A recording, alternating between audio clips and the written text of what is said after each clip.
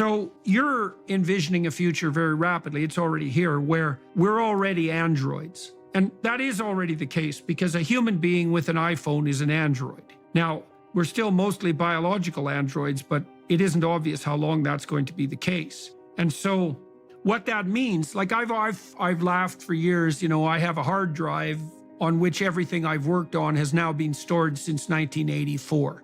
And I joke, there's more of me in the hard drive than there is in me. It's not a joke, really, because it's real, right? There's tens of thousands of documents on that hard drive. And weirdly enough, I know where every single one of them is. So what that means is we're in a situation now where a lot of what actually constitutes our identity has become digital.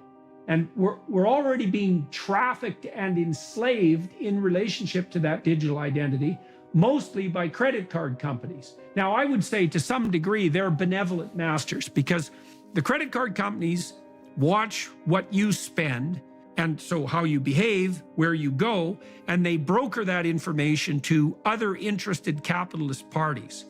Now, the downside of that obviously is that these parties know often more about you than you know about yourself. I've read stories, for example, of advertisements for baby clothes being targeted to women who A, didn't know they're pregnant, or if they did, hadn't revealed it to anyone else.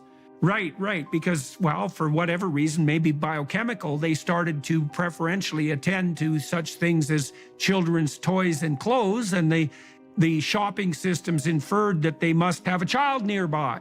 And so, and you can see you can obviously see how that's going to expand like mad. So the credit card companies are already aggregating this information. And what that essentially means is that they have access to our extended digital self. And that extended digital self has no rights, right? It's public domain identity. Now, that's bad enough if it's credit card companies. Now, the upside with them is at least they want to sell you things which you hypothetically want. So it's kind of like a benevolent invasion, although not entirely benevolent. But you can certainly see how that's going to get out of hand in a staggering way, like it has in China on the digital currency front. Because once every single bloody thing that you buy can be tracked, let's say by a government agency, then a tremendous amount of your identity has now become public property. And I think Musk has thought this sort of thing through too, is that we're going to each need our own AI to protect us against the global, against the global AI, right?